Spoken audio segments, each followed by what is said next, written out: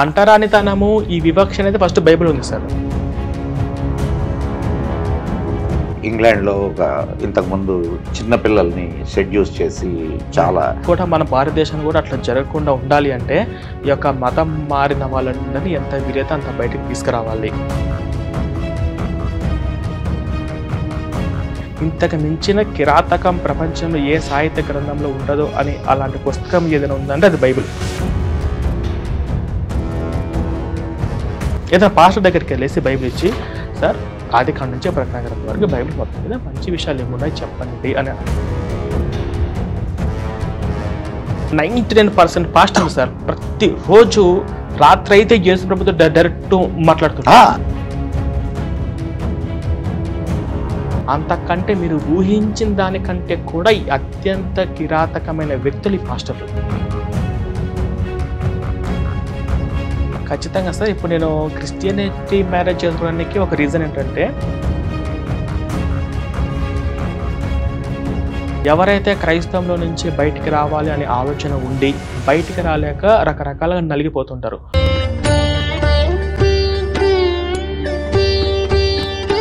భక్తివన్ ప్రేక్షకులకు మదన్ గుప్తా నమస్కారం.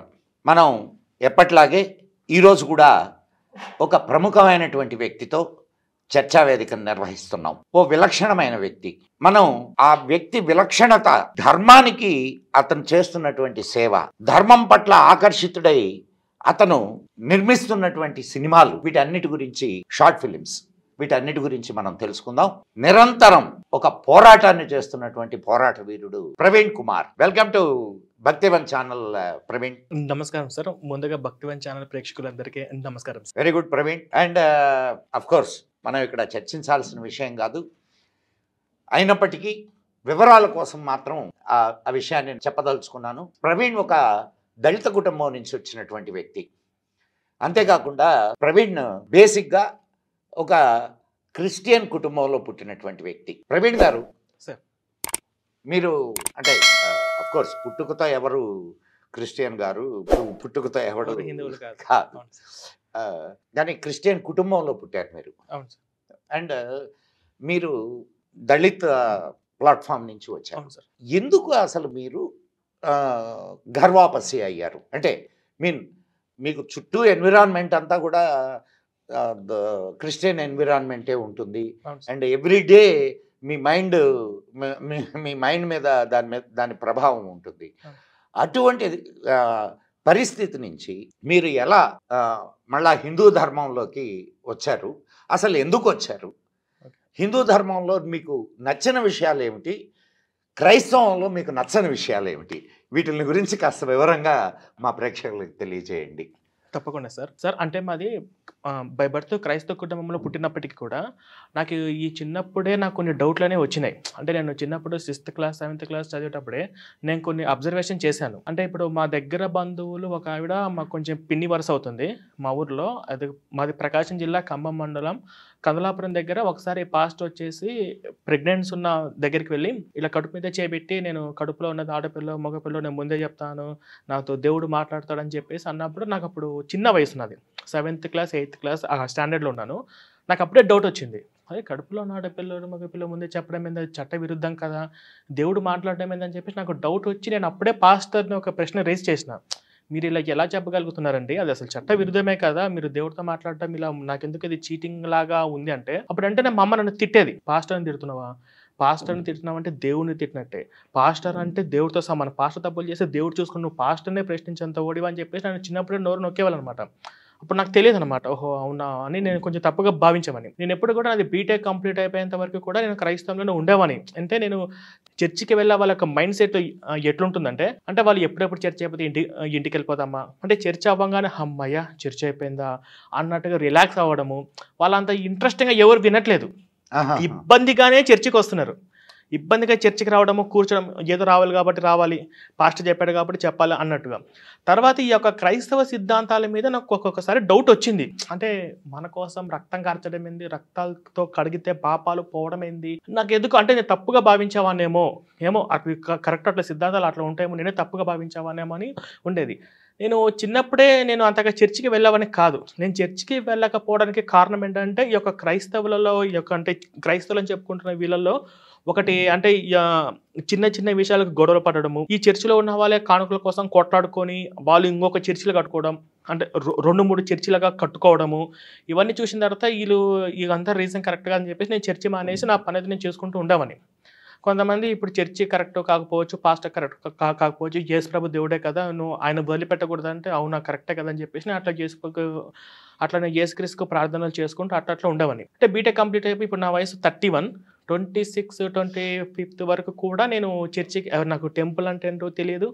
నాకు ఈ గుడి గురించి ఏవిటి కూడా నాకు తెలియదు. అట్లాగా తర్వాత ఎప్పుడైతే నేను శివశక్తిలో 'నేనే దేవుడు' అని ఒక షార్ట్ ఫిల్మ్ వచ్చింది. అంటే ఆ షార్ట్ ఫిల్మ్‌లో అవి చూపించినవన్నీ నాకు ఎందుకో కొంచెం లాజికల్‌గా ఉన్నాయి. అంటే నాకు బైబుల్‌లో ఇలాంటివి ఉన్నాయన్న సంగతి నేను ఎప్పుడూ అంతగా చదవలేదు. అంటే నా మైండ్ సెట్ ఎట్లుంటదంటే, ఇంటర్ అయిపోయింది. ఎంసెట్ కంప్లీట్ చేసి బీటెక్‌లో మంచి సీట్ తెప్పించుకోవాలి. ఎట్లాగా ఎస్సీ వాళ్ళకి రిజర్వేషన్స్ ఉన్నాయి కదా! అవి మనం యూజ్ చేసుకోవాలి. మనకు చదువు తప్ప వేరే మార్గం లేదు. నేను చాలా మిడిల్ క్లాస్ ఫ్యామిలీ కన్నా తక్కువాడిని. కాబట్టి నా కాళ్ళ మీద నేను బతకాలి. మా ఇంట్లో పేరెంట్స్‌కి ఇబ్బంది పెట్టకుండా ఉండాలి అంటే నేను తొందరగా జాబ్ తెచ్చుకొని సెటిల్ అవ్వాలని ఆ కాన్సంట్రేషన్ ఉంటుంది కానీ, బైబిల్ చదివి ఇవంతా టైం అంతా ఉండేది కాదు. ఏదో 2, 3 వచనాలు చదవడం, ప్రార్థన చేసుకోవడం, ఉండడం. అంతే మాదంతా అంతే ఉండేది. క్రైస్తవులంతా అంతే ఉంటుంది. ఆ తర్వాత 'నేనే దేవుడు' అనే షార్ట్ ఫిల్మ్ చూడడం వల్ల నాకు ఒక డౌట్ వచ్చింది. ఆహా! యేసుప్రభు దేవుడు కాదా? నిజమే కదా! బైబిల్‌లో కూడా యేసు పరలోకమందున్న తండ్రి అని చెప్పి తండ్రి కోసం ప్రార్థన చేశాడు కదా! దేవుడు కూడా యేసుప్రభు దేవుడని ఎక్కడ బైబిల్‌లో చెప్పుకోలేదు కదా! అని కొంచెం శివశక్తి వీడియోలు ఆయన చెప్పడము, ఎక్స్‌ప్లెయిన్ చేయడము, ఆ తర్వాత నేను బైబిల్‌లో రిఫరెన్స్ చెక్ చేసుకోవడం వల్ల అసలు ఈ సిద్ధాంతాలు కరెక్ట్ కాదు అని నేను డిసైడ్ అయ్యాను. డిసైడ్ అయ్యి నేను ఎప్పుడు కూడా ఇలా ఒక ధర్మం కోసం చేయాలి, ఒక యూట్యూబ్ ఛానల్ పెట్టుకోవాలని చెప్పి నేను ఎప్పుడు నేను పెట్టుకోలేదు. దీనిలోంచి బయటకొచ్చేస్తే నా జాబ్ నేను తెచ్చుకోవాలి. ఇంకా చెప్పాలంటే నా గోల్ ఏదైనా ఉందంటే అది అబ్రాడ్స్‌కెళ్ళి జాబ్స్ చేసుకోవాలి. అలాంటిది ఉండేది కానీ తర్వాత ఇది నా మీద ఒక దెబ్బ చూపించింది. ఎట్లా అంటే నాకొక పెళ్లి సంబంధం వచ్చింది. పెళ్లి సంబంధం వస్తే ఈ పాస్టర్ గాడు ఏం చెప్పాడంటే, వాడు చర్చికి రాడు, యేసుప్రభు దేవుడుగా నమ్మడు. ఇట్లాంటోని పెళ్లి చేసుకొని ఇట్లా ఎందుకని చెప్పేసి ఆ వచ్చిన పెళ్లి సంబంధం చెడగొట్టాడు పాస్టర్. చెడగొట్టిన తర్వాత నువ్వు ఇప్పటికైనా యేసుప్రభు దగ్గరికి రా, యేసుప్రభు మీద పాదాల మీద పడు అనేసరికి నాకు అక్కడ స్టార్ట్ అయింది రివల్యూషన్. అక్కడ నేను ఇంకొక పాయింట్ ఏం ఆలోచించానంటే, అంటే నేను ఒకవేళ ఆ ఒక్క పాస్టర్ మీద రివెంజ్ తీర్చుకోవచ్చు, అక్కడితో ఆగిపోవచ్చు. కానీ నేను అక్కడ ఆలోచించింది ఏంటంటే, ఇప్పుడు నేనంటే కొంచెము అంత వీక్ పర్సన్ అయితే కాదు. కొంచెం ధైర్యవంతుని కాబట్టి సరిపోయింది. వేరే వాళ్ళు ఎవరైనా వీక్‌గా ఉంటే ఈ పాస్టర్ చెప్పినట్టు విని ఏదో రకంగా ఉండేవాళ్ళు. కానీ ఈ ధైర్యం క్రైస్తవులలో అందరిలో లేదు. అంటే ఈ యొక్క పాస్టర్ చెప్పే పాస్టర్లు, క్రైస్తవ సిద్ధాంతాలు ఇవన్నీ కూడా దేశానికి, కుటుంబాలకు చాలా ప్రమాదకరంగా ఉన్నాయి అని నేను స్టెప్ బై స్టెప్ నా అంతట నేను కొన్ని విషయాలు తెలుసుకోవడం అనేది జరిగింది. తెలుసుకొని ఖచ్చితంగా దీంట్లోంచి బయటకు రావాల్సిన అవసరం ఎంతైనా ఉంది. అట్లాగా నేను బయటకొచ్చాను. అంటే బయటకొచ్చిన తర్వాత నేనేమి హిందూ గ్రంథాల గురించి అవి స్టడీ చేస్తున్నాను. ఇప్పుడు నా ముఖ్యంగా ఎజెండా ఏంటంటే, వాళ్ళందరినీ హిందువులుగా మార్చడం కంటే కూడా పాస్టర్ నుంచి, క్రిస్టియానిటీ నుంచి, ఆ చెర నుంచి విడిపించడమే నాకు ఒక ముఖ్యమైన ఇంపార్టెంట్ పాయింట్. ఎందుకు అంటే, ఇప్పుడు మీరు ఎక్స్‌పెక్ట్ చేస్తున్న దానికంటే కూడా మీరు మొన్న షార్ట్ ఫిల్మ్ కూడా చూసారు కదా సార్. ఆ షార్ట్ ఫిల్మ్‌లో మీరు చూసిన దానికంటే కూడా, మీరు విన్న వార్తల కంటే కూడా, అంతకంటే మీరు ఊహించిన దానికంటే కూడా అత్యంత కిరాతకమైన వ్యక్తులు ఈ పాస్టర్లు. నేను చిన్నప్పటి నుంచి నా 25 సంవత్సరాల జీవితం నుంచి నా చిన్నప్పటి ఫోటోలన్నీ కూడా పాస్టర్లతో దిగిన చర్చిలోనే ఉంటాయి. నేను ప్రతిదీ అబ్జర్వేషన్ చేసుకుంటూ వచ్చాను. ఎవరిని ఎలా ట్రాప్ చేయాలి, ఎవరిని ఏ విధంగా భయపెట్టి వాళ్ళ కుటుంబాలను వాళ్ళను లొంగ తీసుకోవాలి సైకలాజికల్గా. ఎవరైతే వీక్‌గా ఉంటే అమ్మ మీ మీద చేతబడి చేశారు, మీకు దయ్యం పట్టింది అని అమాయకుల్ని కూలినాలి పని చేసుకునే వాళ్ళని, ఆఖరికి ముసలి వాళ్ళ దగ్గర వచ్చే పింఛన్లో కూడా దశంభాగాలు వదిలిపెట్టారు. మొన్న రీసెంట్‌గా ఒక వీడియో చేశాను. ఆ వీడియో యూట్యూబ్ ఛానల్ ఉంది. ఇప్పుడు వీళ్ళు ఉంటారు కదా, ఈ చిక్కెంటుకలు వాళ్ళు, తర్వాత ట్రాఫిక్ జామ్ అయిపోతే ఈ కారు క్లీన్ చేసే వాళ్ళు, వాళ్ళ దగ్గర కూడా ఈ పాస్టర్లు దశంభాగాలు తీసుకుంటున్నారు. కుష్ఠోళ్ళ దగ్గర, ముష్టోళ్ళ దగ్గర తీసుకుంటే ఇట్లాంటి వాళ్ళ దగ్గర కూడా తీసుకుంటుంటారు. ఇట్లాగా ఎంత ప్రమాదకరమైన వ్యక్తులు అంటే అంత ప్రమాదకరమైన వ్యక్తులు పాస్టర్లు. ఈ పాస్టర్లకి ఎటువంటి వాళ్ళ సమాజాన్ని చూపించి, వాళ్ళు ఏమి ఇప్పుడు హిందుత్వంలోకి తీసుకురాకపోయినా వాళ్ళ కుటుంబాలను కాపాడాలంటే ఈ పాస్టర్ చెర నుంచి వాళ్ళని కాపాడాలి. కాపాడడం కోసం నేను ఒక ఎక్స్ క్రిస్టియన్ అనే ప్లాట్ఫామ్ ఎట్లయినా సరే నా అవసరం ఈ సమాజానికి ఉంది అని ఈ యొక్క అబ్రాడ్స్కి వెళ్ళి జాబ్ చేసే ఈ గోల్స్ అని పక్కన పెట్టేసి ఈ యొక్క సంస్థ నేను ఓన్గా పెట్టుకొని స్టార్ట్ చేశాను. ఇందులో ఇంకొక పాయింట్ ఏంటంటే సార్, ఇప్పుడు ఫర్ ఎగ్జాంపుల్ నేను నా అంతరాత్మ నన్ను రోజు ప్రశ్నిస్తూనే ఉంటుంది. ఇప్పుడు ఏమని అంటే, ఇప్పుడు నీ కళ్ళ ముందు ఇంత పెద్ద ఫ్రాడ్ జరుగుతుంది. ఇంతమంది జీవితాలు ఈ పాస్టర్లు వాళ్ళ కానుకల కోసం, దశభాగాల కోసం ఎంతోమంది జీవితాలు నాశనం చేస్తున్నారు. నువ్వు చూసి ఒక పౌరుడిగా నువ్వు ఎందుకు మౌనంగా ఉన్నావు అని చెప్పి నా అంతరాత్మ నన్ను ప్రశ్నించినప్పుడు నేను సమాధానం చెప్పుకోవాలి కదా సార్. ప్రశాంతంగా నాకు నిద్ర పట్టదు కదా. కాబట్టి ఏది ఏమైనా సరే నేను ఒక యూట్యూబ్ ఛానల్ పెట్టుకున్నాను. అప్పుడు నాకు ఏది లేదు. నేను నా శక్తి వీలైనంత వరకు నేను చేస్తూనే ఉన్నాను. కాబట్టి నేను చెప్పుకోవచ్చు, నేను ప్రశాంతంగా నేను నిద్రపోగలుగుతున్నాను. ఇప్పుడు నేను ఓడిపోయానా, గెలిచానా, కొంతమంది వెనక్కి తీసుకొచ్చానా, కొంతమంది వెనక్కి తీసుకురాలేకపోయిన విషయం పక్కన పెడితే నేనైతే మౌనంగా లేను. నేనైతే ఏదో ఒకటి చేశాను, ఏదో ఒకటి చేసి వాళ్ళను ఇలా చేస్తున్నాను అని నా అంతరాత్మకు నేను ప్రశాంతంగా సమాధానం చెప్పుకోగలుగుతున్నాను సార్. అది అండ్ చాలా అంటే సాహసోపేతమైన నిర్ణయం అది ప్రవీణ్. అవును సార్. ఇప్పుడు జనరల్గా నేను గమనిస్తున్నాను, ఒకసారి దాంట్లో నుంచి బయటకు వచ్చినటువంటి వాళ్ళని సైకలాజికల్గా చాలా ఇబ్బందులు పెడుతుంటారు. Exactly sir. అటువంటి ఇబ్బందులు నువ్వేం ఫేస్ చేసావు?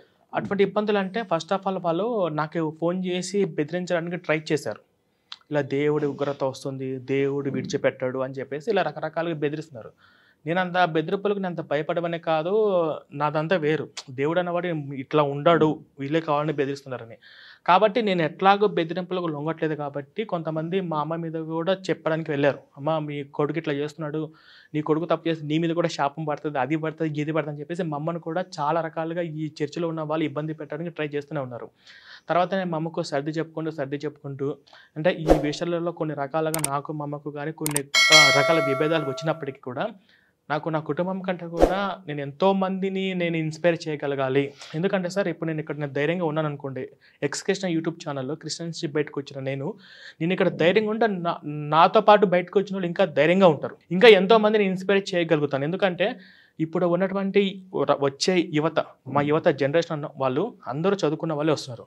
చదువుకున్న వాళ్ళందరూ కూడా ఈ రక్తంతో గడిగాడు, రక్తంతో కారిస్తే మన పాపాలు పోయాయి, ఆయన రెండో రాకడ వచ్చి ఆయన నమ్మిన వాళ్ళను నరకంలో నమ్మని వాళ్ళను నరకంలో పడేస్తారు. ఈ సిద్ధాంతాలు కూడా నమ్మే వాళ్ళు కాదు. ఇంకా వచ్చే జనరేషన్ యువత వీళ్ళ యొక్క మూఢనమ్మకాలకు చెక్కు పడ్డట్టే.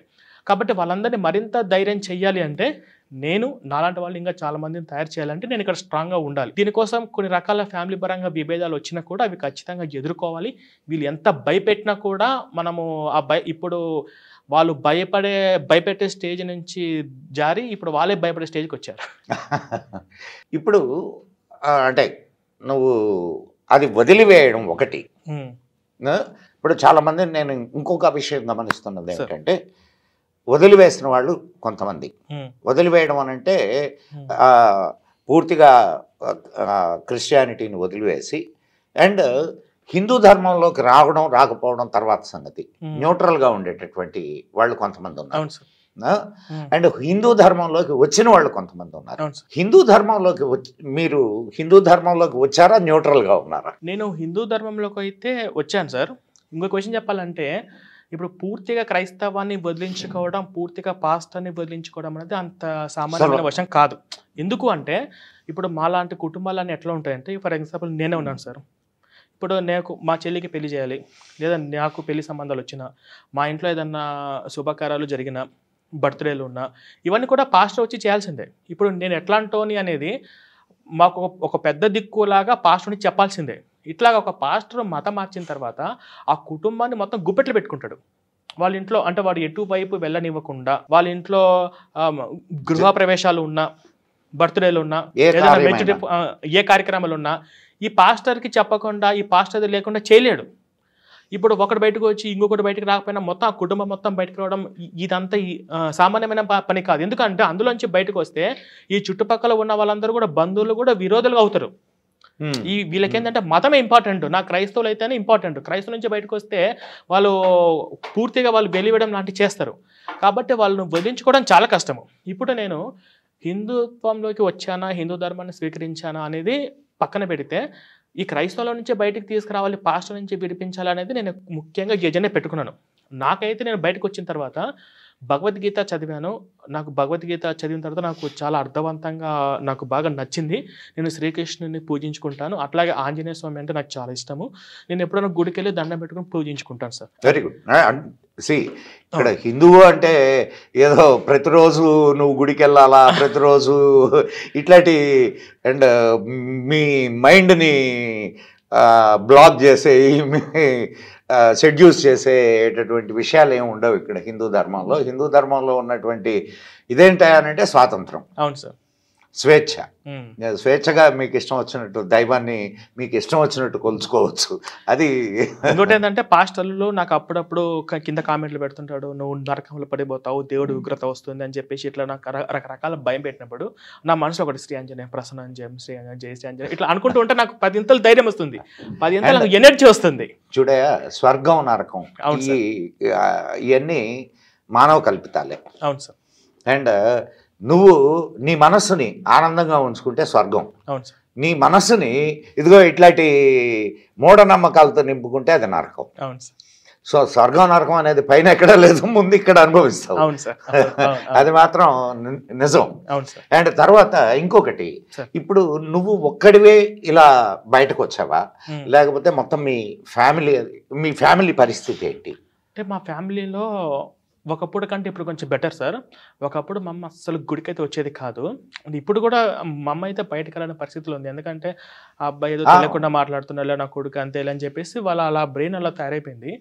ఇంకా మా ఫ్యామిలీలో కాకపోయినా నాకు దగ్గరగా ఉన్న వాళ్ళందరూ నేను బయటకు వచ్చారు. అంటే వాళ్ళు ఫస్ట్ నన్ను తిట్టుకున్న వాళ్ళు, ఇది ప్రవీణ్ ఏంది బైబిల్కి ఇట్లా, పాస్టర్లకి ఇట్లా, దేవుడికి ఇట్లా వ్యతిరేకంగా వెళ్తున్నాడు ఏంటని చెప్పేసి ఫస్ట్ నేను వీడియోలు చేస్తున్నప్పుడు నాకేదో అయింది, సైతాన్ని పట్టింది, దయం పట్టిందని చెప్పేసి నన్ను రకరకాలుగా నా మీద బురద జల్లడం అలాంటివి జరిగింది.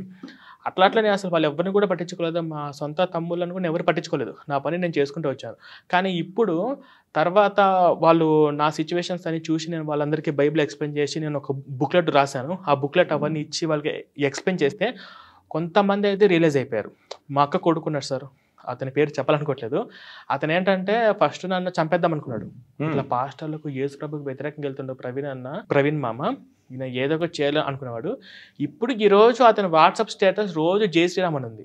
నాకు అర్థం కాక నేను ఫోన్ చేసి అడిగా, ఏంటి అంటే, మామ సారీ మామ, తప్పుగా అనుకోవద్దు, అప్పుడు నేను కొట్టాలి చంపాలనుకున్నాను, కానీ నువ్వు చెప్పింది 100% కరెక్ట్, బైబిల్లో నిజంగా అసలు ఇంత దారుణంగా ఉంటాయని చెప్పి నేను కూడా ఎక్స్పెక్ట్ చేయలేదు, కాకపోతే నేను బయటకు రావడం పరిస్థితి మీకు తెలుసు కదా అని చెప్పేసి ఇట్లాగా కొంతమందిని అయితే నేను బయటకు తీసుకురాగలిగాను. అంటే నా జనరేషన్ ఉన్న వాళ్ళని, నా తర్వాత రాబోయే జనరేషన్ ఉన్న పిల్లలు అయితే కొంతమంది నేను చైతన్యం చేశాను. అంతెందుకు సార్, మొన్న రీసెంట్గా నేను ఒక 2 months బ్యాక్ నేను మా ఊరు వెళ్ళాను. మా ఊరేలో అతను కూడా 10-15 years నుంచి క్రిస్టియానిటీలో ఉన్నాడు. అట్లాగని రెండు ఇట్లా హిందుత్వంలో వచ్చే పండుగలు చేస్తాడు, క్రిస్టియానిటీలో ఉన్న పండుగలు రెండు చేసుకుంటూ ఉంటాడు. తర్వాత నేను బైబిల్ అంటే ఏంది, యేసు అంటే ఏంది, క్రిస్టియానిటీ మతం ఏందని చెప్పి అతను కూర్చొని ఎక్స్ప్లెయిన్ చేసి నా బుక్లెట్లు అన్నీ ఇచ్చి కొన్ని వీడియోలు సబ్స్క్రైబ్ చేయించి చూపించాను. శివశక్తి కావచ్చు, హిందూ జనశక్తి కావచ్చు. అట్లా నేను మళ్ళీ మొన్న వేసరికి ఇంటి ముందు ముగ్గేసి, అన్న ప్రవీణ్ అన్న థ్యాంక్స్ అన్న, మేము చర్చికి వెళ్ళట్లేదు, మార్పు మొదలైంది. ఇట్లా ఇట్లా ఒకరిని మార్చుకుంటూ వచ్చాను. Very good, very good.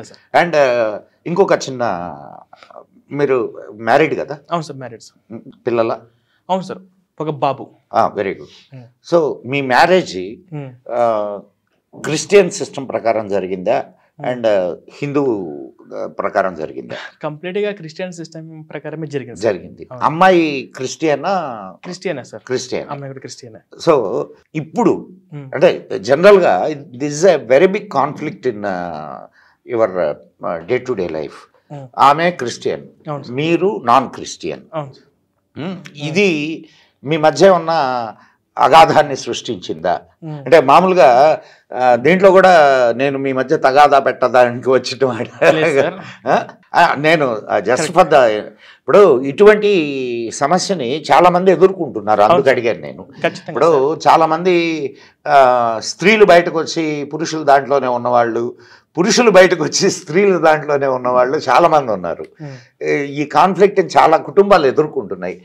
మీ ఎక్స్పీరియన్స్ వాళ్ళకి ఏమైనా పనికి వస్తుందేమోనని. ఖచ్చితంగా సార్. ఇప్పుడు నేను క్రిస్టియానిటీ మ్యారేజ్ చేసుకోవడానికి ఒక రీజన్ ఏంటంటే, నాది మొత్తం మా ఫ్యామిలీ అంతా కూడా కన్వర్ట్ అయిన వాళ్ళు.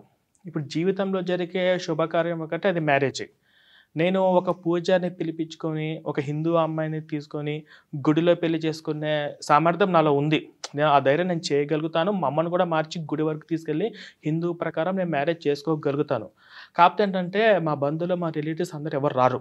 ఎందుకంటే వాళ్ళకు హిందుత్వం మీద విపరీతమైనటువంటి ద్వేషం వాళ్ళ నరాల్లో ప్రతిరోజు పాస్టర్ ఎక్కిస్తూనే ఉంటాడు. కాబట్టి ఈ పెళ్లి రోజు ఇంతమందిని ఎందుకు బాధ పెట్టడం, బాధించడం ఎందుకు అని చెప్పేసి నేను తప్పక క్రిస్టియానిటీ మ్యారేజ్ చేసుకోవాల్సి వచ్చింది. అది వాళ్ళకు గౌరవం ఇచ్చి ఫస్ట్. తర్వాత నేను మా మిసెస్తో నాకు ఫస్ట్ మ్యారేజ్ అయిన తర్వాత ఒక 6-7 మంత్స్ వరకు చిన్న చిన్న విభేదాలు వచ్చినాయి. నేనే ఎవరికి తెలియకుండా చర్చి కాడ వదిలిపెట్టేసి వచ్చేవాడిని, తనను కూడా ఎందుకు బాధించడం అని చెప్పేసి. మెల్లమెల్లగా తనకి బైబిల్లో ఏముందని చెప్పేసి నేను చూపించడం స్టార్ట్ చేశాను. అసలు ఫస్ట్లో ఆ గుడికి నేను రాను, బొట్టు పెట్టుకోను, ఇంట్లో హిందూ దేవుల పటాలు కూడా వద్దని చెప్పేది. అంటే నేను భగవద్గీత కూడా నన్ను చదవనిచ్చేది కాదు, కృష్ణుడి ఫోటో నేను తెచ్చి పెట్టుకుంటాను, అది ఉండనిచ్చేది కూడా కాదు. ఇప్పుడు ఏమైందంటే నాకే కృష్ణుడి ఫోటో గిఫ్ట్ ఇచ్చింది. తర్వాత ఇప్పుడు తనతో పాటు వాళ్ళ చెల్లెలు ఇన్స్పైర్ అయ్యి కూడా మారిపోయింది. Very good. మా బావ కూడా వద్దు ప్రవీణ్ బావ చెప్పింది కరెక్టే, నాకు ఇది అంతా వీళ్ళు చాలా డేంజర్ అని చెప్పేసి అట్లా రియలైజ్ అవుతున్నారు. ఇప్పుడు ఉన్నటువంటి సిచ్యువేషన్లో నేను ప్రేమతో నేను మార్చుకున్నాను. నేను ఫస్ట్ వద్దు అది కాదని చెప్పకుండా సరే వెళ్ళు అని చెప్పి వెళ్ళనిచ్చి, ఈ చూడు బైబిల్ వచనాలు చూడు, ఇవి చూడు, కరుణాకర్ అన్న వీడియోలు చూపించి ఇలా ఉంది, ఇప్పుడు మనం దీన్ని యాక్సెప్ట్ చేస్తామా, ఇప్పుడు ఇదే బైబిల్ మన రాబోయే పిల్లలకు అంటిస్తే వాళ్ళు ఏం నేర్చుకుంటారు అని చెప్పి ఇప్పుడు పూర్తిగా నా దానిలోంచి బయటికి తెచ్చాను. ఇప్పుడు గుడికి వెళ్తుంటాను, ఇప్పుడు అన్ని విధాలు వెళ్తున్నాను. గుడ్.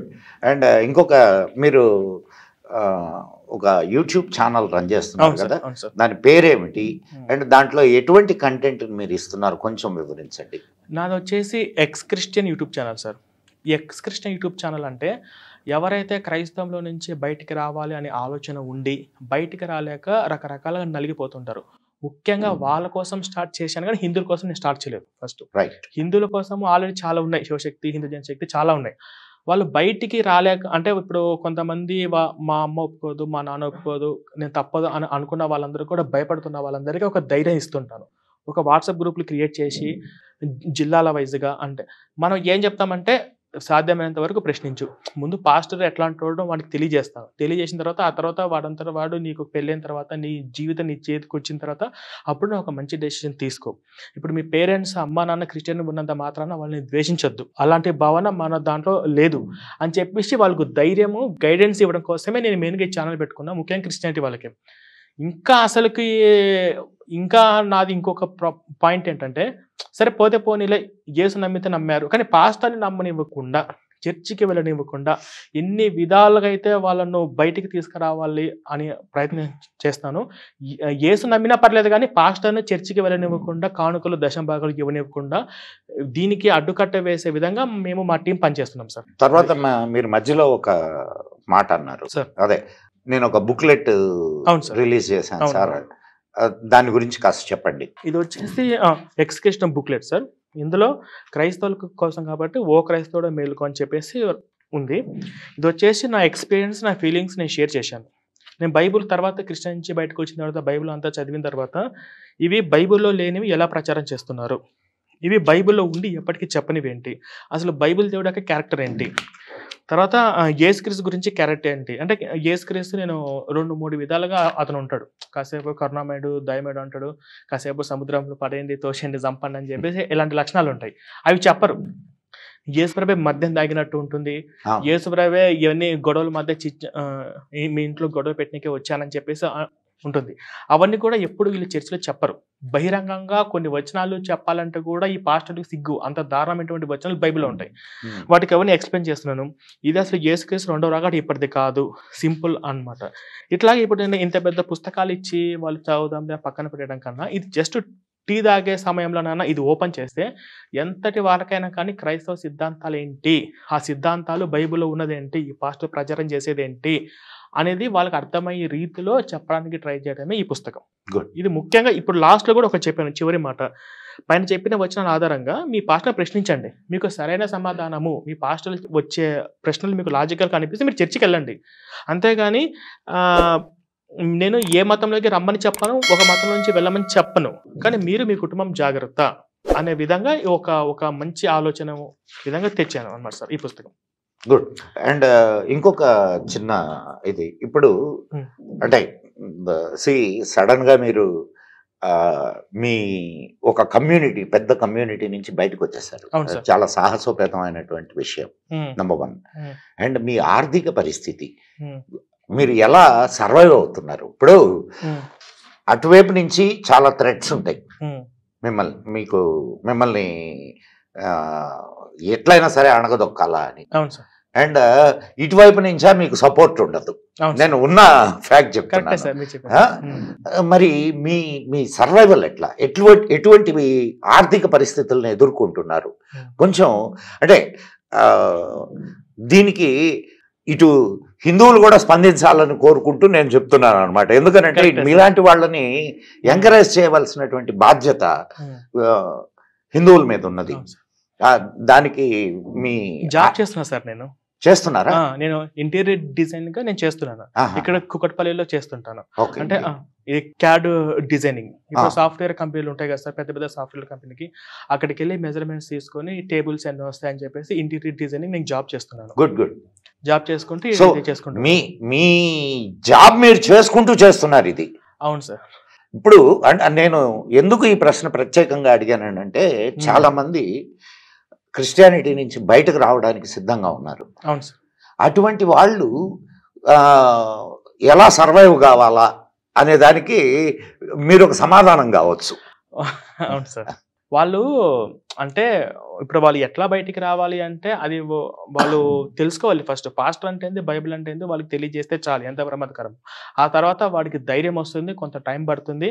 పాస్టర్ని ప్రశ్నిస్తే అర్థమైపోతుంది, ఖచ్చితంగా వాడు బయటకు వచ్చేస్తాడు. నేను ఇంకొక చిన్న విషయం ఇక్కడ అడగదలుచుకున్నాను ప్రవీణ్ సార్. ఇప్పుడు పూజారులు ఉన్నారు. అవును సార్. మీరు గుడికి వస్తే నువ్వు ఇంత ఇయ్యాలా, గుడికి వస్తే ఇంత వెయ్యాలా, ఇట్లా ఏముండదు కదా. ఎప్పుడైనా మీరు చూసారో లేదు. అండ్ కానీ పాస్టర్స్ 10% అనేది ఖచ్చితంగా తీసుకుంటుంటారు. అవును సార్. లేకపోతే బ్లాక్ మెయిల్ కూడా చేస్తుంటారు. ఖచ్చితంగా. నేను అంటే కొన్ని సంఘటనలు చూశాను కాబట్టి చెప్తున్నాను. మరి ఇటువంటి పరిస్థితుల్లో ఇంకా పూజారులని బ్రాహ్మణుల్ని తిడుతూ కూర్చుంటారు ఎందుకు? అది నాకు అర్థం కదా. అంటే ఎట్లా వాళ్ళు కన్విన్స్ చేస్తారు వీళ్ళని? ఇప్పుడు పాస్టర్ లెక్క ఇప్పుడు వాళ్ళు ఒక నియమబద్ధమైన జీవితాన్ని జీవిస్తుంటారు. అవును సార్. అండ్ కాస్త అంటే నియమాలని అనుసరించి బ్రతుకుతుంటారు. మీరు సహర్షంగా ఇస్తే తీసుకుంటారు తప్ప నువ్వు ఇంత ఇయ్యాలా, లేకపోతే నువ్వు నరకానికి పోతావు, లేకపోతే నువ్వు నాశనం అయిపోతావు అని ఉండవు కదా. మా చర్చిలో ఎట్లుంటదంటే దశం భాగాలు అంటే ఏం లేవు సార్. కానుకలు, ప్రత్యేక కానుకలు, సంఘ కానుకలు అంటాయని చెప్పి వసూలు చేస్తాడు. పేరు ఏదైనా కానీ వసూలు చేయడం అయితే కన్ఫర్మ్ సార్. వసూలు చేయడం వల్ల ఈ డబ్బులు వసూలు చేయడం కానీ కొట్లాట్లు వచ్చి కూడా మా చర్చిలో విడిపోయి 2-3 సంఘాలుగా కూడా కట్టుకున్నారు. అది వేరే విషయము. అంటే ఇప్పుడు పాస్టర్లు యొక్క స్ట్రాటజీస్ అంటే ఏంటి సార్? ఇప్పుడు ఒక్కొక్కరిని ఒక్కొక్క రకంగా చేస్తుంటారు. ఇప్పుడు మాలాంటి వాళ్ళని ఏం చెప్తారంటే, ఇప్పుడు మాలాంటి వాళ్ళందరికీ మీరు దళితులు, ఒకప్పుడు మనల్ని గుడికి రానివ్వలేదు, ఒకప్పుడు మనల్ని ఊర్లోంచి వెలివేశారు, ఈ బ్రాహ్మణులలో ఇట్లాంటి కుల వివక్ష ఉంది కాబట్టి మీరు మా యేసు దగ్గరికి రండి అని చెప్పేసి మాలాంటి వాళ్ళకి చెప్పారు.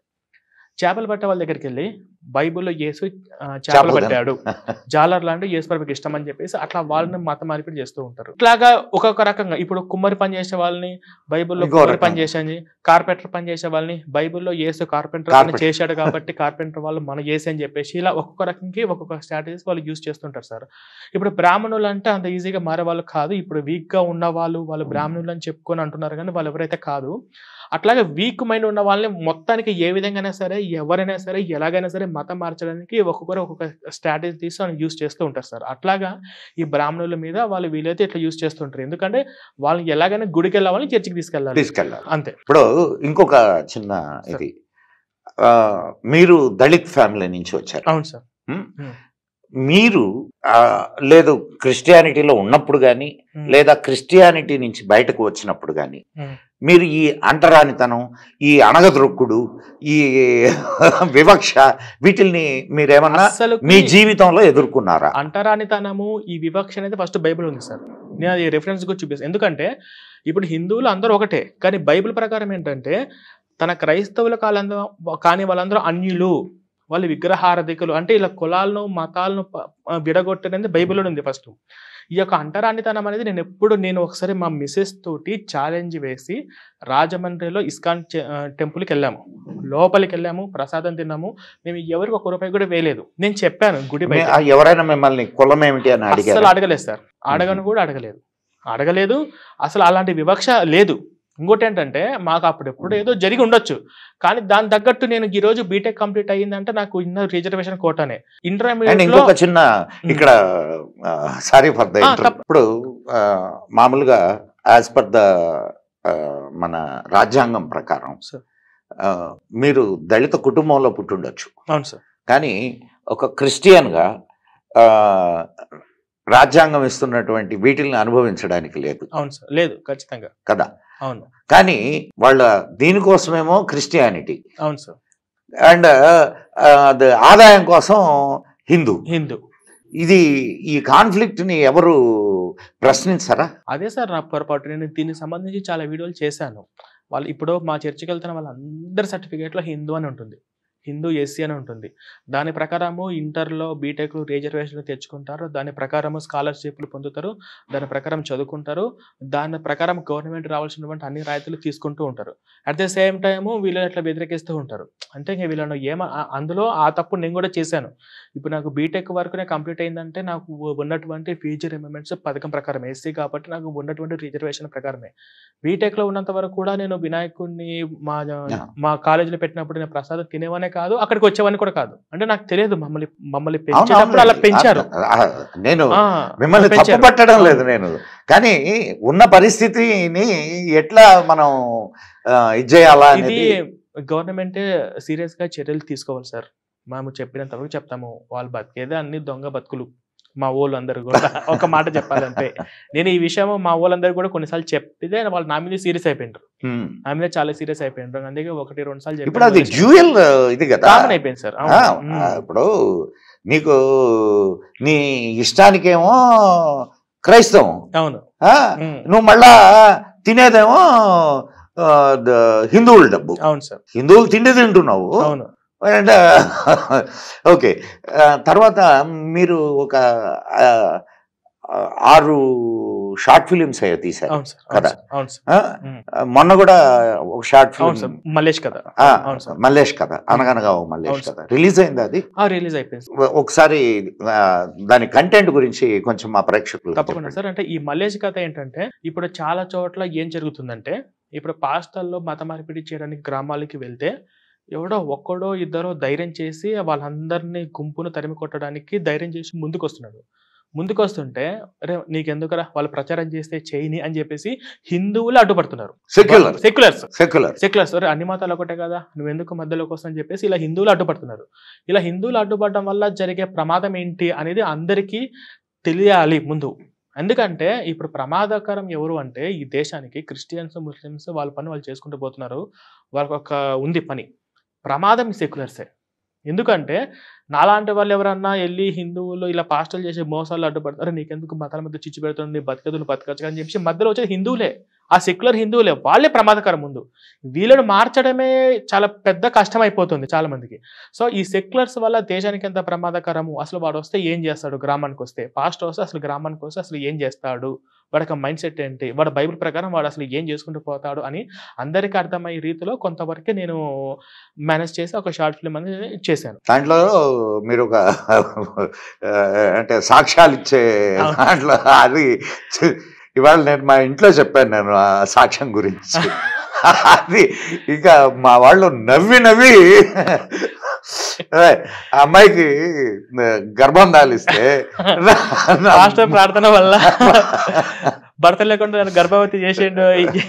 కానీ ఇట్లాంటి అవి మీరు అంటే ఉన్నాయే పెట్టారు. నేను అటువంటి చాలా చాలా ఉన్నాయి సార్. ఇంట్లో ఎలుకలు వచ్చాయని, ఇంట్లోకి పాము వచ్చని చెప్పి ప్రార్థన చేయడము, ఇవన్నీ కూడా నిజంగా వీళ్ళు చెప్పిన వాళ్ళు చాలా ఉంటాయి అన్నమాట.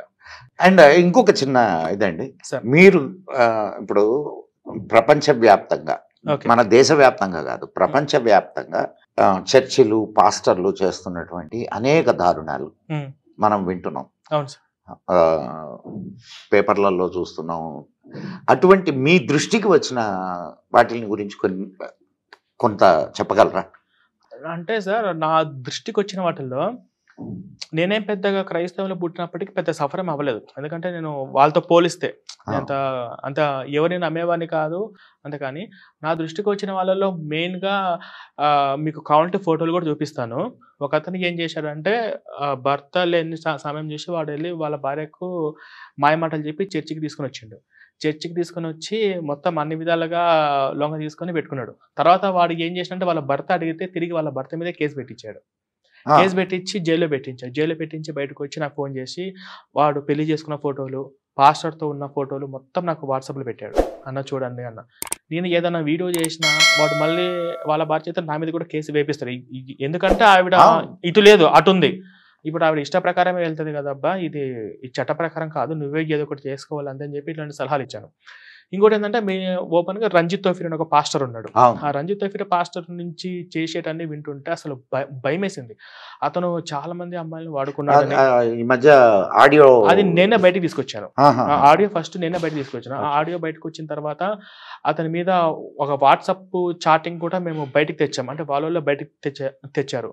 అది చూస్తే చాలా మంది అమ్మాయిలని ఇట్లా వాడుకున్నట్టు, కొన్ని రకాల మాదక ద్రవ్యాలు, చేతబడే శక్తులు, ఏంటంటే పూజలు చేసి ఇవన్నీ చేసినట్టు, ఇవన్నీ కూడా చెప్తుంటే షాక్ అయిపోయా. అసలుకు ఈ డేరా బాబా వాళ్ళెవ్వరు కూడా పనికిరాడు. అంత పెద్ద క్రిమినల్ అతను. కాకపోతే ఏంటంటే సాక్ష్యాలని ఎలా మాయం చేయాలి, ఎవరిని ఎలా వాళ్ళ వైపు తిప్పుకోవాలి అని అన్ని రకాలుగా టెక్నిక్ తెలిసినవాడు. నాకు తెలిసినంత వరకు అతను 2 హత్యలు చేసినట్టు కూడా కన్ఫర్మ్ అయింది. అతను చెప్పిన వీడియోలోనే లాజికల్‌గా నాకు 2 పాయింట్లు దొరికినాయి. చంద్రపాల్ అని ఒక పాస్టర్ ఉన్నాడు. అతనే స్వయంగా చెప్పాడు. "అమ్మ ఇతను ఒక అబ్బాయిని ఇలా చంపాడు, రైల్వే ట్రాక్ మీద పడేశాడు. ఇది ఒక అనాథ శవంలాగా కూడా వాడు క్రియేట్ చేశాడు" అని చెప్పేసి చెప్పాడు. ఇదే వాడు ఏమంటున్నాడు అంటే ఒక వీడియోలో వాడు చచ్చిపోయిండా? లేదు బతుకున్నాడు. నేను వాళ్ళ ఇంటికెళ్ళి ప్రార్థన చేశా అన్నాడు. ఇంకొక వీడియోలో ఏమన్నాడంటే అతను చచ్చిపోయిన సంగతి కూడా నాకు తెలియదు అని చెప్పేసి వాడు 2 రకాలు కూడా వాడు మాట్లాడిండు. తర్వాత సాక్ష్యాలు ఏం లేవు, ఆధారాలు ఏమి లేవు. అలాగా ఉన్నాడనమాట. ఇట్లాగా రంజిత్ తోఫీర్ గురించి తెలుసుకున్న తర్వాత నేను ఒక్కొక్కసారి షాక్ అయిపోయా. కానీ చాలా మందికి వాడి గురించి మాట్లాడినా, వాడి గురించి వ్యతిరేకంగా జస్ట్ ఒక పోస్ట్ పెట్టినా కూడా వాళ్ళని వెంటాడడము, దాడి చేయడము, వాళ్ళ మీద కేసులు పెట్టి జైలు పెట్టడం అనేది వాడు చేస్తూనే ఉంటాడు. అట్లాగా నా మీద కూడా వాడు కేసు పెట్టించాడు. నన్ను కూడా అరెస్ట్ చేయించే ప్రయత్నం చేశాడు. నేను వాడేంటి వాడి అన్నీ తెలుసుకొని నేను వీడియో పెట్టా. ఈ ఆడియోలన్నీ బయటికి నా నెక్స్ట్ క్వశ్చన్ అదే. ఇప్పుడు మీరు అంటున్నారు కదా, ఏది అతన్ని వ్యతిరేకించినటువంటి వాళ్ళందరి మీద అతను దాడి చేస్తున్నాడు అని. మరి మీరు ఇన్ని తీగలు లాగితే మిమ్మల్ని వదిలేశాడు? నాకు ఈ విషయాలలో అన్ని విషయాలు చెప్పింది, ఈ యొక్క రికార్డులన్నీ, చాటింగ్స్ అన్ని బయటికి తీసుకొచ్చి నా చేతిలో పెట్టింది ఎవరంటే రంజిత్ తోఫీర్ దగ్గర ఉన్న వాళ్ళ మనుషులే. వాళ్ళ మనుషుల వాళ్ళోళ్ళే. వాళ్ళు పెట్టే ధైర్యం లేక, వాళ్ళు చెప్పే లేక నాకు ఇచ్చారనమాట. నేను ఇవన్నీ స్టడీ చేసి నేను ఆల్రెడీ నా సెక్యూరిటీ దృష్టి నేను చూసుకున్నాను ముందే మా వాళ్ళందరికీ నాకు ఖచ్చితంగా దాడి జరుగుతుంది, ఖచ్చితంగా నా మీద కేసు అయింది, ఇవన్నీ నాకు ముందు చెప్పానమాట. ఖచ్చితంగా వీడు నన్ను ఏదో ఒకటి చేస్తాడని చెప్పి. ఎందుకంటే ఇప్పుడు వాడు అంత ధైర్యంగా తప్పు చేసినప్పుడు నేను నిజం ధైర్యంగా ఎందుకు చెప్పకూడదు? భయం వాడికి ఉండాలి. ఇన్ని తప్పులు చేసి వాడు బయటపడకుండా వాడు ఎలాగున్నాడో భయం వాడుకుండాలి ఫస్ట్. అట్లాగా నేను ఆల్రెడీ నా సెక్యూరిటీ, నా చుట్టుపక్కల వాళ్ళందరికీ ముందే చెప్పుకొని, ఇంకా కొంతమంది టీమ్గా నేను ఏర్పాటయ్యి ఇలా జరగచ్చు అని చెప్పి అది కూడా చట్టబద్ధంగా పెట్టాను. ఆ వీడియో పెట్టిన తర్వాత వాడు 15 లక్షలు ఖర్చు పెట్టి నా మీద కేసు పెట్టించాడు. ఆ 10 లక్షలు ఖర్చు పెట్టినటువంటి ఆ రికార్డులు కూడా నాకు బయటకు వచ్చినాయి. ఇట్లా ప్రవీణ్ ఇలా చేద్దాము, అట్లా చేద్దాము, అట్లా అరెస్ట్ చేపిద్దాము, ఇన్ని రోజులు జైల్లో పెట్టిద్దామని చెప్పి 4-5 సెక్షన్లు, నాది ఐటీ యాక్ట్, నా మొబైల్, నా యొక్క ల్యాప్టాప్ సిస్టమ్ మొత్తం కూడా సీజ్ చేయాలి అని చెప్పేసి మొత్తం పోలీసు వాళ్ళతోటి 15 లక్షలు డీల్ మాట్లాడుకొని చేశాడనమాట. అదే పాస్టర్తో పాటు ఒక ఆవిడ కళ్యాణి అని ఒక ఆవిడ ఉంది. ఆవిడ వెళ్ళి నా వీడియోస్ అన్ని తీసుకొని ఇలా డబ్బులు ఇచ్చి చేయించారు. కానీ ఆల్రెడీ నా సెక్యూరిటీలో నేను ఉన్నాను కాబట్టి నేను ఎమ్మటే బయటికి రాగలిగాను. ఇంకా అవన్నీ కూడా ఇప్పటికి కూడా నేను ఎక్స్పోజ్ చేయగలుగుతూనే ఉన్నాను అనమాట. ఇప్పుడు వాడు ఇంకా తను టచ్ చేస్తే ఏమైతే వాడికి ముందే తెలుసు. వాడు ఎవరినంటే నాలాంటి వాళ్ళు కాదు, వీక్గా ఉంటారో, మెతక్గా ఉంటారో. ఇప్పుడు ఆ చర్చికి వెళ్ళే వాళ్ళందరూ కూడా ఎవరు కాదు, ఏదో ఒక పని చేసుకుని బతికే వాళ్ళే. వాళ్ళని వీడు బెదిరించడము, బ్లాక్మెయిల్ చేయడం. అసలు వాడే వీడియోలు అంటున్నాడు, నేను ఒకరిని కాదు 300 మంది పైగా అమ్మాయిలు నా మీద పడ్డారు అంటున్నాడు. అసలు వాడి ఫేస్ ఎట్టుంది? వాడి వయసు ఏంటి? వాడి వయసు గారు అమ్మాయిలు పడతారా? వాడు ఏదో ఒక రకమైనటువంటి, మీరు మొన్న ప్రీమియర్ షో కూడా చూశారు షార్ట్ ఫిలింలో, ఆ విధమైనటువంటి మాదక ద్రవ్యాలు కలిపే వాళ్ళు అలా లొంగ తీసుకున్నాడు. తర్వాత అమ్మాయిలకు నా దగ్గరకు వస్తే అలా చేయించి అంటే చెప్పుకోలేను సార్ మన ఇంటర్వ్యూలో వాడు గలీజ్గా యూట్యూబ్లో వరందర వాడు వీడియోలు పెట్టాడు. ఇలాగా ఉంటుంది, అమ్మాయిలు నా దగ్గరకు వస్తే నేను అలా చేయించి పంపాను, ఇలా చేయించి పంపాను అని చెప్పేసి ఇలా వాడే చెప్తున్నాడు వీడియోలో. ఆ వీడియోలో చాలా ఉన్నాయి, నేను అవన్నీ కలెక్ట్ చేసి పెట్టుకున్నాను. ఇప్పుడు ఖచ్చితంగా నాకు కోర్టు కాడికి వెళ్తాను, ఇవన్నీ వీడియోలన్నీ చూపిస్తాను. చూడండి సార్ వీడి ఎట్లా మాట్లాడుతున్నాడో, ఈ వీడియోలోనే చూడండి, ఈ సాక్ష్యాలను చూడండి. వీడియో పాస్టరు ఇట్లాంటివి ఏం చేయాలి, ఇట్లాంటివి నేను ఒక బయట పెట్టి సమాజాన్ని చైతన్యవంతం చేయాల్సిన బాధ్యత నా మీద ఉందా లేదా అని చెప్పేసి నేను కోర్టునే అడుగుతాను. అందుకే నేను అన్ని సేఫ్గా పెట్టుకున్నాను అనమాట. Very good. తర్వాత ఇప్పుడు ఈ మధ్య మనం ఒక విషయం విన్నాం, ఏది ఇంగ్లాండ్లో ఒక ఇంతకుముందు చిన్నపిల్లల్ని సెడ్యూస్ చేసి చాలా దానికి కోర్టు కూడా అంటే ఆ చర్చికి మీరు కాంపన్సేషన్ ఇవ్వమని చర్చిని ఆదేశించింది. దాని విషయం మీకు అవగాహన ఉన్నదా? లేదు సార్. చాలా మంది పిల్లల్ని చంపడము, అవునవునవును, అది చాలా రోజులు అయింది కదా. అవును సార్, అది ఖచ్చితంగా అవన్నీ ఉన్నాయి సార్. అవన్నీ దారుణాలన్నీ మనము అది కూడా మన భారతదేశంలో కూడా అట్లా జరగకుండా ఉండాలి అంటే ఈ యొక్క మతం మారిన వాళ్ళని ఎంత వీలైతే అంత బయటకు తీసుకురావాలి. ముఖ్యంగా ఈ పాస్టర్లు చేసేటువంటి వీళ్ళ యొక్క ప్లానింగ్ ఏంటనేది చెప్పి మనం ఎప్పటికప్పుడు జనాలు చైతన్యవంతం చేస్తూనే ఉండాలి సార్. అది ఖచ్చితంగా మన ఇప్పుడు రంజిత్ తోఫిర్ గాడే చేశాడు, ఇప్పుడు వీడు బయటపడ్డాడు, ఇంకా బయటపడే ఇప్పుడు మనం రెగ్యులర్గా చూస్తూనే ఉన్నాం. ఎక్కడో పాస్టరు ఇట్లా బయటికి రావడం. కేరళలో ఒక నన్నుని పాస్టర్ అదే ఫాదర్ ఏదో అంటారు కదా, అతను చరిస్తే అవి నోరు మోయించారు కదా. అవును. అండ్ ఆయన మీద ఏమి కేసులు నమోదు కాలేదు. అదే కదా, వాళ్ళకి ఈ మాఫియాకు బయట నుంచి కోట్ల రూపాయల డబ్బులు వస్తాయి సార్. ఫస్ట్ వాళ్ళ యొక్క ఒక ప్రాజెక్ట్ ఉంది వాళ్ళది. ఇప్పుడు వాళ్ళు గ్రామాల్లోకి వెళ్ళి ఎలా మత మార్పిడి చేయాలి, ఎలా వాళ్ళను క్రైస్తవ మార్చాలి, మీకు జోషువా ప్రాజెక్టు ఇది ఇది ఇంకా ఇప్పుడు ఉన్న హిందువులకు కానీ రన్ అవుతుంది సార్, రన్ అవుతుంది. మీరు ఆ వెబ్సైట్ ఓపెన్ చేసి చూస్తే నేను షాక్ అయిపోయినా. వాళ్ళు కొంతమంది కులాల వారీగా అసలు డేటా కలెక్ట్ చేస్తుంటారు వాళ్ళు. ఖచ్చితంగా సార్. వీటి గురించి మన హిందూ జనశక్తి ఛానల్లో లలిత్ కుమార్ అన్న అందరికీ అర్థమయ్యే రీతిలో ఒక షార్ట్ ఫిల్మ్ చేయబోతున్నారు సార్ వీటి గురించి, జోషువా ప్రాజెక్ట్. ఎందుకంటే ఇప్పుడున్న వాళ్ళల్లో ఎవరికి ఏ హిందువులకి తెలియదు. ఇప్పుడు వీళ్ళందరూ ఎవడు అదే కాన్సెప్ట్ మీద కదా మన కరుణాకర్ కూడా చేసింది. అవును సార్. అంటే అంటే కరుణాకర్ చేసిన పాయింట్ వేరు, అది ఇది సంబంధం కాదు. అంటే కొంచెం అలా కలుస్తుంది.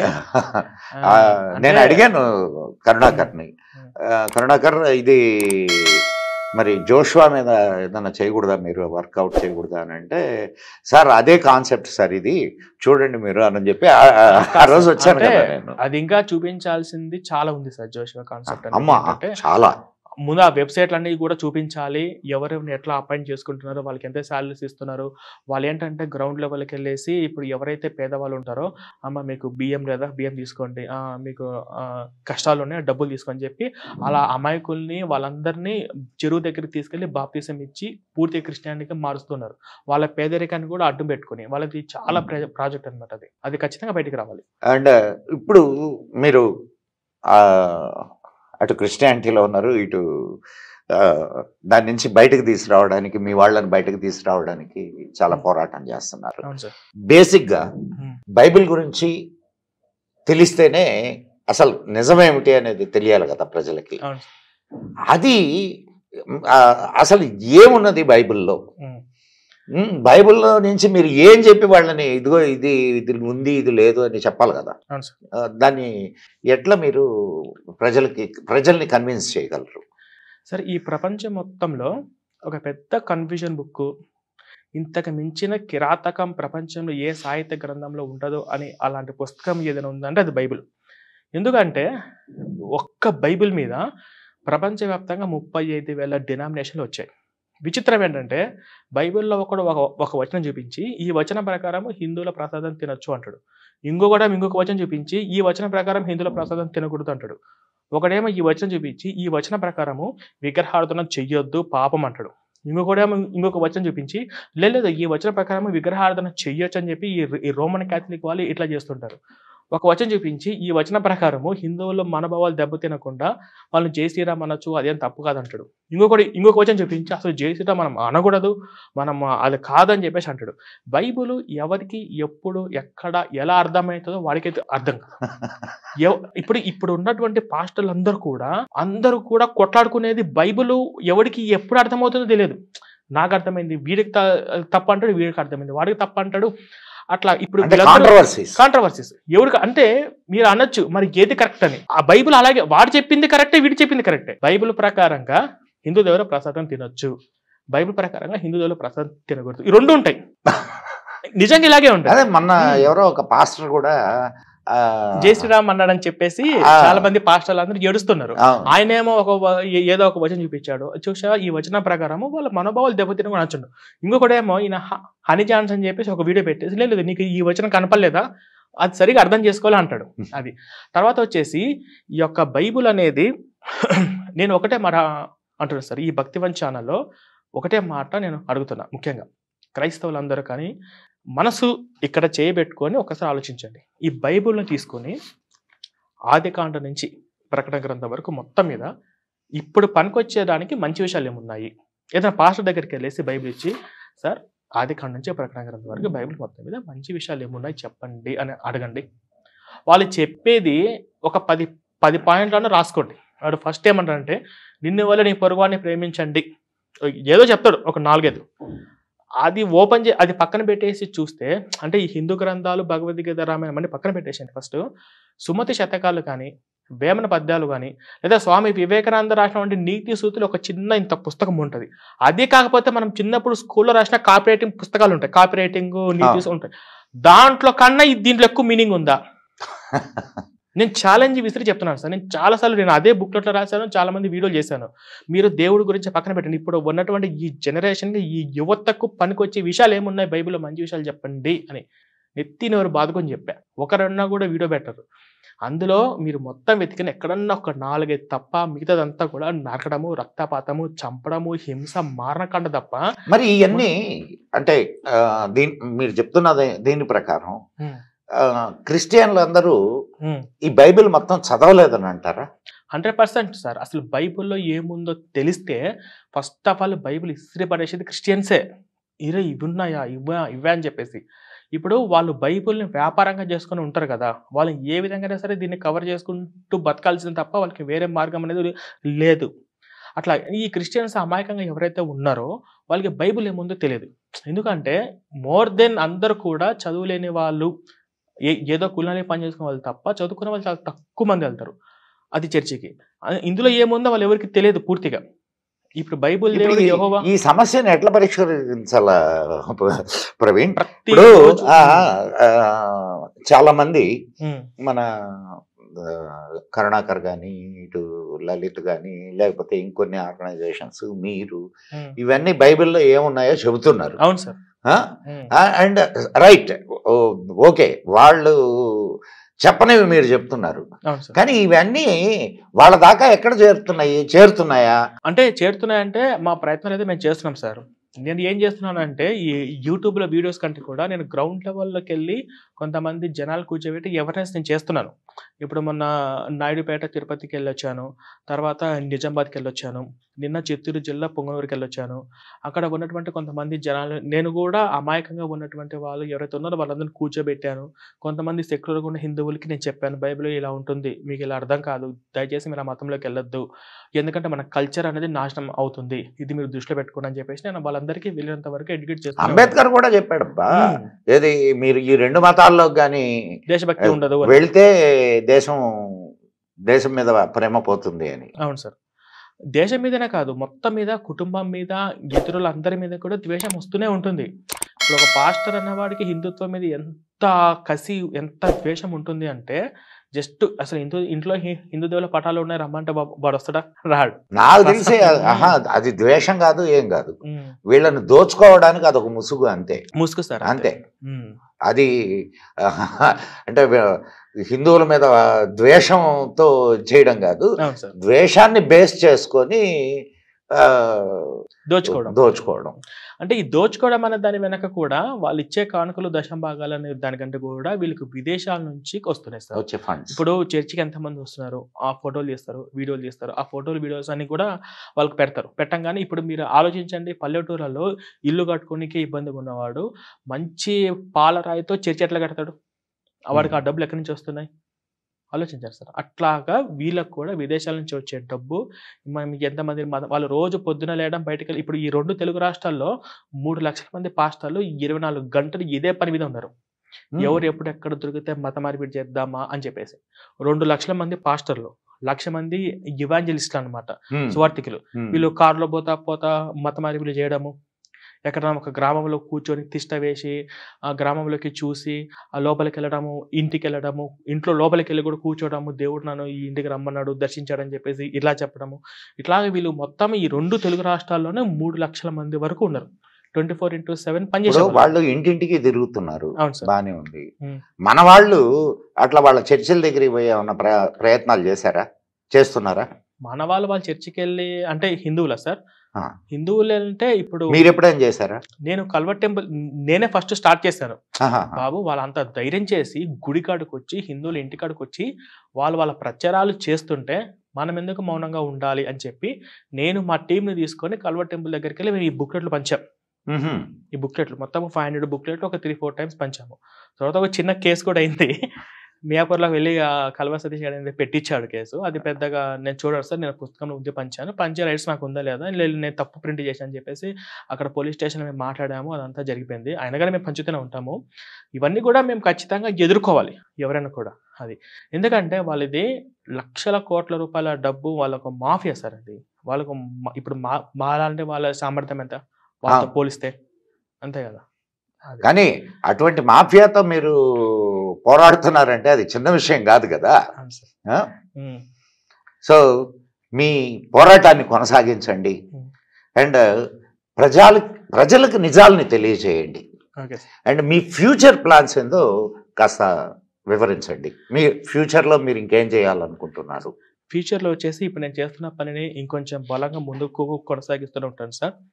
ఇప్పుడు ఏంటంటే పాస్టర్ లెక్క ఇప్పుడు ఈ వీడియో చూస్తున్న ప్రతి ఒక్కరు కూడా మీరెవరో ఒకవేళ హిందుత్వంలోకి రాకపోయినా పర్వాలేదు, కానీ మిమ్మల్ని, మీ కుటుంబాన్ని, మీ ఫ్యామిలీ అందరూ సేఫ్గా ఉండాలి అంటే ఈ బైబిల్లో ఉన్నటువంటి విషయాలు పూర్తిగా తెలుసుకోండి. ఆ పాస్టర్ని మాత్రం వీలైనంత వరకు అవాయిడ్ చేయండి, దయచేసి రానివ్వకండి.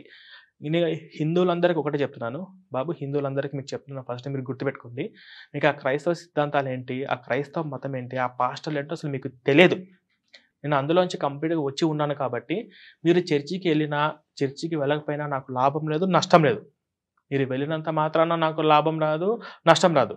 కానీ మీ కుటుంబాలు మీరందరూ సేఫ్గా ఉండాలి అంటే నేను అన్ని ఎక్స్పీరియన్స్తో చెప్తున్నాను. ఆ సిద్ధాంతాలు దేశానికే ప్రమాదకరము. మీ కుటుంబాలకు అది మన కల్చర్ని సర్వనాశనం చేసేది, మీ కుటుంబాల మధ్య విభేదాలు సృష్టించేది. కాబట్టి ఈ విషయాలని తెలుసుకొని ఈ యొక్క క్రైస్తవులతో కానీ అది మీ ఇంట్లో పిల్లలే కావచ్చు, మీ మైనర్ ఉన్నటువంటి పిల్లల వాళ్ళు కూడా ఈ పాస్టర్లు వాళ్ళ మైనర్ పిల్లల్ని క్రైస్తవ పిల్లల్ని కూడా ఎరవేయచ్చు. ఏ విధంగా సరే వాళ్ళ వైపు మళ్లించుకోవచ్చు. మనం ఎప్పుడు కూడా ఎప్పుడు ఈ టిక్టాక్ వీడియోలు, ఈ ప్రాంక్ ఏదో సీరియల్స్ ఇవన్నీ చూపించడం బదులు ఎప్పుడన్నా ఈ మత మార్పుల గురించి అవగాహన కల్పించండి, గుడికి తీసుకెళ్ళండి. మనం ఎప్పుడు కూడా హిందూ ధర్మం గురించి గొప్పగా చెప్పడంతో పాటు ఆ పాషాణ మతాలు ఉన్నటువంటి లోపాలు ఖచ్చితంగా చెప్పాల్సిందే. అది కూడా మైనర్గా ఉన్నప్పుడే. బాబు మనం హిందువులు, మనం ఎట్లా హిందూ ధర్మాన్ని వదిలిపెట్టకూడదు. మనము సెక్యులర్, అన్ని మతాలు సమానమే అనేది మనం మైండ్ నుంచి తీసేయాలి. ఎందుకంటే ఆ మత సిద్ధాంతాలు దేశానికి విరోధంగా ఉంటాయి. ఆ మత సిద్ధాంతాలు మన వద్దు, మన హిందూ ధర్మం ఒకటే గొప్పది అని ఇదే మాట మన తాతలు మన నాన్నలకు చెప్పి ఉండింటే ఈరోజు దేశంలో ఇన్ని కన్వర్జన్స్ అయ్యేటి కాదు. మన తాతలు మన నాన్నకు చెప్పకపోవడం వల్ల, మా నాన్న మనకు చెప్పకపోవడం వల్ల మనకు ఈరోజు ఇంత నష్టం జరిగిపోయింది. మీరు ఏ ఊరికి వెళ్ళినా కూడా 20-30 చర్చిలు అక్రమంగా కట్టేస్తారు. మనం కంట్రోల్ చేయలేనటువంటి సిచ్యువేషన్లో ఉన్నాం. వాళ్ళందరూ కూడా మన మాట వినలేరు. అలాంటి సిచ్యువేషన్లో మనం ఉన్నాము. కాబట్టి ఈ పరిస్థితి ఇంకా రాబోయే రోజుల్లో ఖచ్చితంగా వీటి గురించి తెలుసుకుని అప్రమత్తం అవ్వండి. మీ పిల్లలందరికీ హిందూ ధర్మం గురించి చెప్పడంతో పాటు పాషాణ మతాల లోపల గురించి చెప్పాలి. ఇది గుడి, ఇది చర్చి, ఇది మసీదు, ఈ మూడిటికి తేడాలు చెప్పండి. ఎందుకంటే మీరు ఎప్పుడూ ఎక్స్పెక్ట్ చేస్తే ఇప్పుడు క్రైస్తవులు ఉన్నారు, ఇప్పుడు 11, 12 సంవత్సరాల పాప గుడికాడికి వెళ్ళి ప్రశాంతిని బొట్టు పెట్టుకొని వస్తే వాళ్ళమ్మ ఊరుకుంటుందా? ఎక్స్పెక్ట్ చేయండి సార్. ఇప్పుడు ముస్లిం అవును. వాళ్ళు ఉన్నారు. ముస్లిం పాప తెలుసో తెలియక గుడికెళ్ళి బొట్టు పెట్టుకొని వచ్చిందనుకోండి, వాళ్ళమ్మ ఊరుకుంటుందా? ముస్లిం వాళ్ళ పిల్లలు. ఎందుకంటే వాళ్ళ పిల్లల్ని వాళ్ళు ఎలా పెంచుతున్నారు? కానీ మన హిందువుల పిల్లలే తప్పుగా పెంచుతున్నారు. అన్నీ ఒకటే అమ్మ, గుడికెళ్తే చర్చికెళ్తే మంచిదే కదా అని. అది తెలుసుకోండి. అది సార్ నేను చెప్పాలనుకుంది. అసలు ఈ పాస్టర్లు ఎలా ఉంటారు? హ్మ్. వాళ్ళ అంటే ఇప్పుడు ప్రతి పాస్టర్ చెప్పేదేంటంటే, నేను ఇంతకుముందు రౌడీగా ఉండేవాడిని. నేను అట్టాటి పనులు చేశాను, ఇట్టాటి పనులు చేశాను. నేను ఇట్ట మారిపోయాను, అట్ట మారిపోయాను. హ్మ్. దీంట్లో నిజమెంత? అసలు అబద్ధం ఎంత? సార్ మీరు పాస్టర్లు 99% అందరూ కూడా ఎవడికి చదువులేదు ఫస్ట్. వాళ్ళందరూ కూడా చదువు సంధ్యలు వదిలేసి, ఇంట్లో నుంచి వెలివేసి, పోలీస్ స్టేషన్‌లో రకరకాల కేసులు ఉండి, జైలుల్లో అనుభవించి, మర్డర్ కేసులు ఉన్న వాళ్ళు వాళ్ళే చెప్పుకుంటున్నారు రకరకాల. ఇటువంటి కేటగరీ ఉన్న వాళ్ళందరూ అంటే ఒకప్పుడు ఎట్లా ఉండదంటే సార్, ఒక బాబా వచ్చిందంటే ఇప్పుడు ఎవరు నమ్మట్లేదు. అరే బాబు ఒక కాషాయపు బాటలేసుకొనొచ్చి నేను మంచి చెప్తానంటే ఇప్పుడు ఎవరు నమ్మరన్నమాట. దొంగ స్వామీజీ, దొంగ బాబాలకి ఇప్పుడు ఎక్కడ డిమాండ్ లేదు. ఎందుకంటే ప్రతి సినిమాలోనూ దొంగ స్వామీజీ, అవును. దొంగ బాబా అంటే ఒక దొంగవాడు, గోపాల గోపాలం మూవీ కావచ్చు. ఇవన్నీ అవును. కూడా అలా ఉండేది. ఇప్పుడు ఎట్లా బతకాలిరా బాబు అని అనుకున్న ఆ దొంగ బాబా, దొంగ స్వామీజీలే ట్రెండ్ మార్చి పాస్టర్‌లయ్యారు. మోస్ట్‌లీ పాస్టర్‌లు. ఇప్పుడు వాళ్ళు కాషాయ బట్టలేసుకొని చేతబడులు జరిగినాయి, మీ ఇంట్లో జ్యోతిష్కం చెప్తాను, జరగబోయేది చెప్తాను, నాగదోషం ఉంది, బావిలో ఏదేదో చెత్త చెప్పేవాళ్ళనమాట. వీటికి డిమాండ్ ఎక్కువ లేదు. ఇప్పుడు ట్రెండింగ్‌లో డిమాండ్‌గా జనాలను ఈజీగా మోసం చేయడానికి పాస్టర్ అని చెప్పేసి నీట్‌గా రెడీ అవుతుంటారు. సార్ ఎంత సిల్లీ అంటే సార్, ఇప్పుడు మనం బయటికెళ్ళి టీ తాగొచ్చినంత ఈజీగా వీళ్ళు పరలోకం పోయేస్తారు. రోజు ఒక ఆవిడ ఖమ్మంలో ఉంది. యెహోవా మినిస్టర్స్ అంట. ఆవిడ పేరు మేరేమో మార్తమ్మ ఉంది. ఆమె ప్రతిరోజు అర్ధరాత్రి 12 అయిందంటే పరలోకం పోయేస్తుంటది. ఉమ్. పరలోకం అంటే వెళ్ళి నరకలోకంకెళ్ళి షికారు చేసి వస్తుంటారు. అవును, శరీరంతో పోతారా లేకపోతే వాళ్ళు ఈ శరీరం కాదంట, దేవదూతలు వచ్చి, ప్రభుదూతలు వచ్చి ఆ, ఈయన ఆత్మరూపిగా ఈమెను పరలోకంకి అదే తీసుకెళ్లారంట. సార్ నేను ఆ! అనేది ఏంటంటే, ఈమెని శరీరంగా తీసుకెళ్తారా లేకపోతే ఆత్మను మాత్రం తీసుకొని వస్తుంటారా? ఆత్మను మాత్రమే తీసుకెళ్ళి తీసుకొస్తుంటారంట. అచ్చా, రోజు అచ్చా. తీసుకెళ్ళేస్తూ ఉంటది. ఆ, ఇంకా మీరు 99% పాస్టర్లు సార్ ప్రతిరోజు రాత్రయితే యేసు ప్రభుతో డైరెక్ట్ మాట్లాడుతుంటారు. ఆ, నిన్న రాత్రి నేను యేసు ప్రభుతో మాట్లాడాను. అంటే చాలా సింపుల్ అన్నమాట. దేవుడితో మాట్లాడాను ఓ అంటే వెరీ ఇప్పుడు గుడ్. నేను నా ఫ్రెండ్‌తో మాట్లాడినంత అరే! దేవుడితో మాట్లాడడం ఏంటి? అరే! పరలోకం పోయిచ్చిందా? ఇది ఎట్లా సాధ్యం అని అది కూడా ఆలోచించలేనటువంటి సిట్యుయేషన్‌లో ఈ గొర్రెలు ఉన్నారంటే ఒక రకంగా నాకు నవ్వొస్తుంది. వీళ్ళు నిజంగా ఈ మోసపోవడానికి వీళ్ళు అర్హులే. వీళ్ళు నిజంగా దశంభాగాలు కానుకలు ఇవి వీళ్ళు నిజంగా గొర్రెలు. ఎందుకంటే దేవుడితో మాట్లాడడం ఏంది? అట్టెట్లా సాధ్యమవుతుంది ఇప్పట్లో? మరి మాతోటి మాట్లాడాలనే ఆలోచన ఒక్కడికన్నా వచ్చిందా?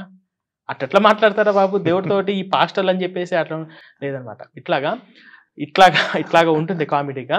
ఇలాగ దేవుడితో మాట్లాడని చెప్పేసి పాస్టర్ అందరికి చెప్పడు. ఇప్పుడు కొంతమంది చదువుకున్నోళ్ళు నాలాంటోళ్ళు ఉన్నారనుకోండి సార్. అమ్మో! వీడి దగ్గర చెప్తే నమ్మడేమో. కాబట్టి ఇది వేరే రూట్‌లో పోవాలి. ఇట్లాగా రకరకాల స్ట్రాటజీస్ సో ఉంటాయి సార్. స్ట్రాటజీలు చాలా ఉంటాయి. చాలా ఉంటాయి. ఎందుకంటే ఒక మనిషిని ఎలా మోసం చేయాలి? ఒక మనిషిని ఎన్ని విధాలుగా, ఎన్ని రకాలుగా మోసం చెయ్యాలి అంటే ఈ ప్రపంచం మొత్తంలో మన భారతదేశంలో ఉన్న పాస్టర్‌లకు ఉన్న తెలివితేటలు ఇంక ఎవరికీ లేవు. మనిషిని ఎలా మోసం చేయాలి? ఎన్ని విధాలుగా మోసం చేయాలి? ఏ రూట్‌లో వెళ్లి మోసం చేయాలనేది మన ట్రైనింగ్ కావాలనుకుంటే వరల్డ్ మొత్తంలో మన భారతదేశంలో ఉన్న మన తెలుగు పాస్టర్‌లకే. ఆ. అంటే దేశంలో ఉన్న పాస్టర్‌లందరికీ.